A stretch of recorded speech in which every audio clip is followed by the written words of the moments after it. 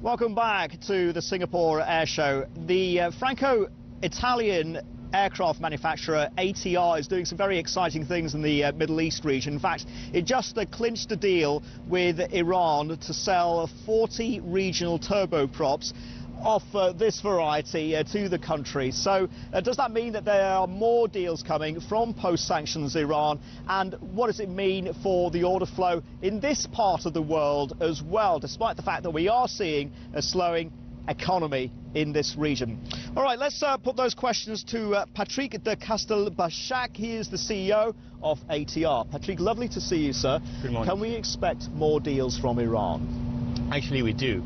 It's a population of 80 million people. They have a very good level. They have a very, very old fleet. Today, almost a third of their fleet is grounded for lack of spare parts. So the estimation is roughly 500 aircraft of every type over the next 10 years. So if we take the standard average of large aircraft versus regional one, that should represent roughly 20–25%, so around 100 aircraft. So these 40 are just the first ones. Others will come. $2 billion in revenue last year. That was record volume. In terms of the order book and in terms of revenue for this year, your goal for deliveries is in the region of around 90. Can you give us a little bit more visibility on what the order book is looking like, Patrick? Again, the order book is good. We're talking about 280 aircraft in total. For this year, we hope to deliver, as you rightly said, slightly more than 90.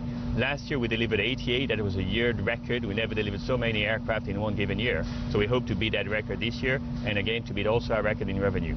You're not worried about any deferrals? You haven't heard anything about deferrals from your clients? I hear a lot about it in the press, and God bless, thank you, a little less from our customers. All right, that's good news. Talk to me about Japan, because you see some strong prospects in that country. Absolutely, we do. We sold for the first time in Japan last year, and we've got Japanese customer here in the air show. We've got prospects as well. For us, it could be a great place because, again, they have a lot coming. Tourism is growing there. They've got the Olympics coming. And these people need to fly regional more and more. Again, the fleet is aging, and they like the turboprop.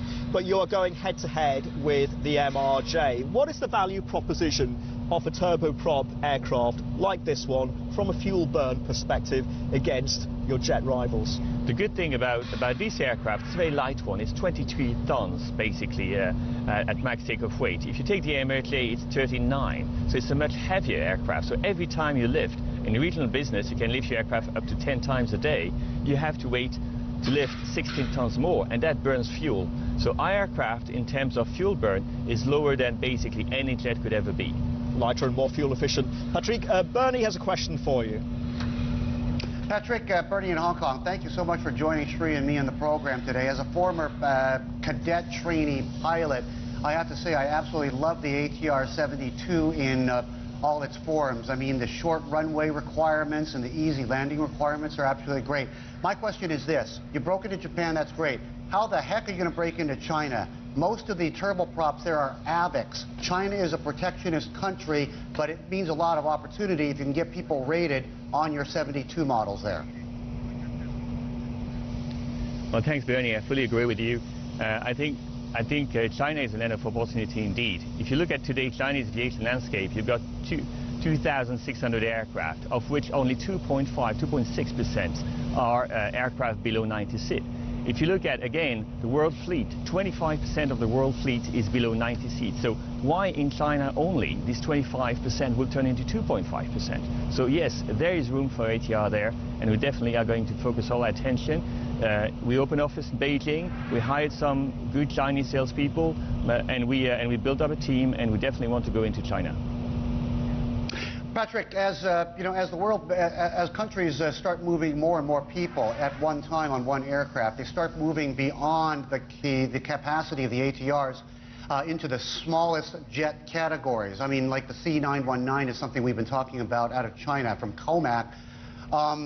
You know, when airlines have to choose between getting their pilots through training to get rated on an ATR on a turboprop versus these small turbofans, isn't the momentum with the latter rather than the former? Well, I think, again, not necessarily. As I was saying earlier, our aircraft is extremely fuel efficient. Another thing that goes with fuel efficiency is It's very eco-friendly. It respects the environment much better than any jet, again, could ever do. So, yes, there are constraints. But however, people more and more pay attention to environmental impact, CO2 emission, and again, there we're way better than any jet could be. So I think there could be a temptation to go to jet as they were in the early 2000s when the fuel price was low. However, people later on paid a high price for that. And I think today, with the environment and this experience, people continue and will continue to go to turboprop. Patrick, let's continue on this theme of new markets. You're looking to re-enter the US. What do you bring to the table?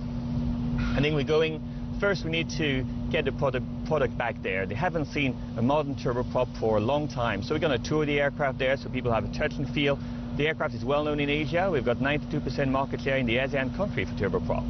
But again, we're not present. We haven't sold in the US for more than 15 years. So we need to get the product back there. People see it. And my experience of the American people is they're pragmatic. And we have the numbers. We have a good product now. So I think we will get back in the US as well. Patrick, it's been lovely talking to you, sir. We appreciate your time today. I've been talking to Patrick de Castelbajac, who is CEO of ATR.